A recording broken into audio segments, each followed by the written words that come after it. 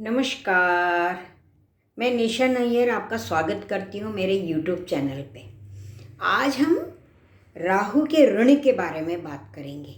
ये राहु का ऋण क्या होता है और इसका क्या असर होती है, माने क्या दिखाई देता है, कैसे पता चलता है कि राहु का ऋण है हमारे ऊपर, और उसके उपाय भी बताऊंगी कि ये इसके क्या उपाय किए जा सकते हैं।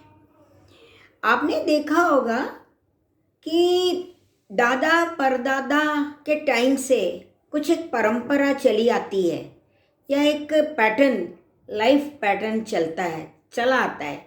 जैसे दादा परदादा भी वैसे ही थे, उनकी लाइफ में भी वही घटनाएं हुई। उनके बेटों में भी, यानी कि पहले परदादा, उसके बाद दादा, उसके बाद पिता, उसके बाद बच्चे यानी कि उनका पोता। तो एक है ना सिलसिला चला आता है, एक लाइफ पैटर्न होती है कि उनकी लाइफ में सेम टू सेम जो परदादा के लाइफ में जो हो रहा था वही उसके बच्चों में दिखाई देता है। देन दादा की लाइफ में भी वही चीज़ दिखाई देती है। फिर जो दादा की लाइफ में चल रहा था, जैसा लाइफ पैटर्न था, वही लाइफ पैटर्न हमारे फादर के लाइफ में भी दिखती है। फिर हमारे फादर की लाइफ में जो लाइफ पैटर्न था वही हमारे बच्चों में भी दिखाई देती है। तो ऐसा बहुत जगह देखा जाता है कि जैसे कि ये खानदानी आदत है, हमेशा से यही चला आ रहा है पूर्वजों के ज़माने से, यानी उनके फोर फादर्स के ज़माने से यही चला आ रहा है। यही एक लाइफ पैटर्न है। जैसे कई जगह पे ऐसा देखा जाता है कि उनके दादा परदादा भी एक्स्ट्रा मैरिटल अफेयर, या उनकी भी दो दो शादियां हुई हैं।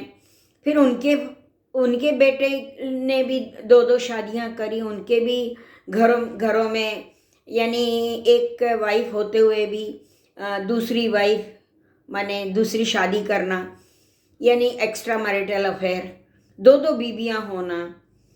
ऐसा उन दादा, फिर परदादा, फिर उसके भी बच्चे, फिर उसके भी बच्चे, फिर उसके भी बच्चे।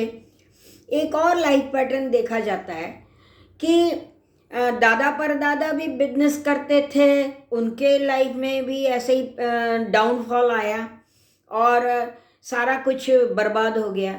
फिर उनके बेटे भी ऐसे ही कुछ हुआ, बिजनेस उन्होंने किया और उनका भी बिजनेस इसी तरह से बर्बाद हो गया, डाउनफॉल आ गया और एकदम ये हो गए, गरीब हो गए, यानी कि सारा कुछ पैसा लुटा दिया।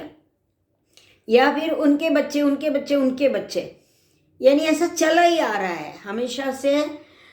उसके बाप ने भी यही किया, बेटे ने भी, बेटे की लाइफ में भी वही दिखाई दे रहा है।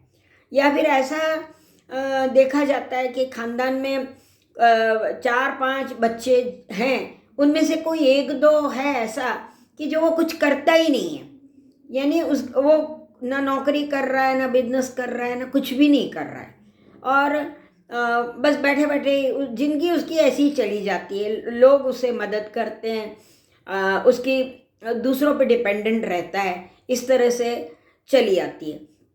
तो ये जो है ना राहु का ऋण है, और ये राहु के ऋण का उपाय है। मैं आपको उपाय भी बताऊंगी कि इसका उपाय कैसे किया जाता है।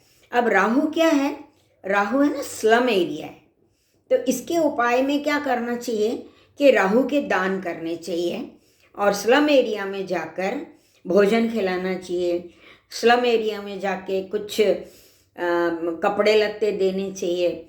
स्लम एरिया में जाके गर्म कपड़े, या जैसे कि कंबल वगैरह, या कपड़े, बच्चों को किताबें, क्योंकि राहु की जो डेटी है ना वो सरस्वती है। तो जैसे गरीब बच्चों के आपने किताबों का दान कर दिया, उनकी किसी बच्चे को आपने दत्तक ले लिया, उसकी पढ़ाई का खर्चा पूरा उठा लिया, तो इस तरह से जो है ना ये राहु का ऋण उतारा जाता है। तो ये करने से आप राहु के ऋण से मुक्त हो जाते हो। तो धन्यवाद। आज मैं ये राहु के ऋण के बारे में ही बात करना चाहती थी कि ये बहुत जगह देखा जाता है, एक लाइफ पैटर्न होती है कि दादा परदादा के ज़माने से ये चला आ रहा है। यही एक परंपरा, या एक बाप दादाओं के ज़माने से ये होता आया है। हर एक की पुराने माने उनके बाप दादा भी ऐसे ही थे और आज बच्चे भी वही हैं। तो ऐसा बहुत जगह देखा जाता है। तो इसे राहु का ऋण कहते हैं। तो आपको ये जान के माने उपाय आपको समझ आया होगा कि राहु के ऋण क्या है और उसके उपाय क्या उपाय करने चाहिए। तो मैंने आपको उपाय भी बताया कि राहु की जो अधिष्ठात्री देवी जो है, उसकी डेटी वो सरस्वती है। तो आप पुस्तकों का दान करिए, स्लम एरिया में जाके गरीब बच्चों को किताबें बांटिए, उनकी फीस वगैरह दीजिए, उनको दत्तक लीजिए, उनकी पढ़ाई का खर्चा उठाइए। या तो स्लम एरिया में जाके आप कपड़े दीजिए, कंबल दीजिए, जो भी उनको ज़रूरत की चीज़ें हैं वो दान कर सकते हैं। और राहु के ये ऋण से आप मुक्ति पा सकते हैं। धन्यवाद।